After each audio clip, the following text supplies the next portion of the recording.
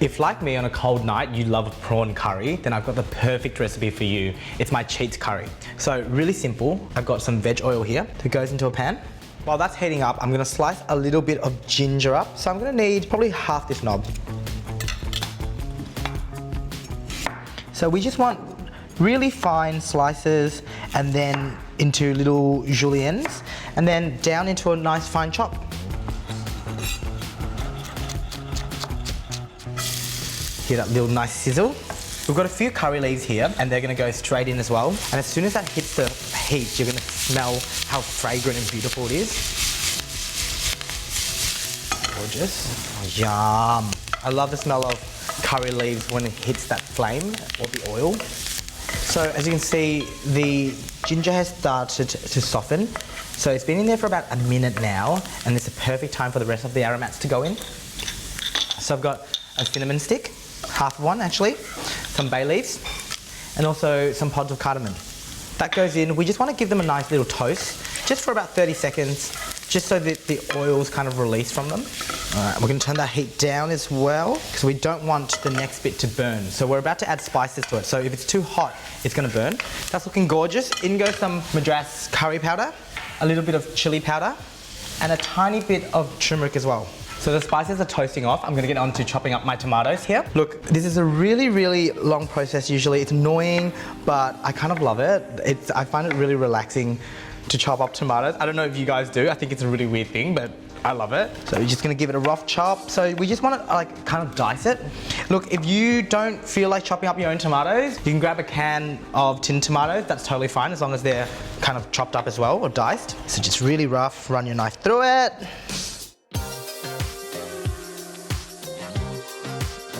So that's my tomatoes all chopped up now. Didn't take that long, did it? It's gonna go straight into our pan. This will help kind of deglaze the pan as well and really kind of incorporate all of these beautiful spices and the aromats into the tomatoes. So it will create a little bit of a sauce as the tomatoes break down. Give it a nice stir. So you wanna kind of cook this for about 2 to 3 minutes just so that everything kind of breaks down. Oh, that smells like absolute heaven. As soon as that kind of moisture hits the dry ingredients. So our tomatoes really softened now, so I can add a little bit of salt in. For a dish like this, it's really important that you kind of layer salt into it gently and slowly to help all of the flavors kind of infuse rather than just doing it right at the end. I'm now gonna add a little bit of coconut milk into this as well. I always get really scared about opening coconut milk because it ends up splattering all over me. Like that. Oh. All right, so half a can of this is going in. Beautiful. That's gonna make the sauce really creamy and really beautiful, luscious, so ready for the prawns to go in. While that's happening, we're gonna add some chicken stock into there as well. Let that kind of basically come to a boil and then reduce down a little bit so it thickens up, and then the prawns can go in.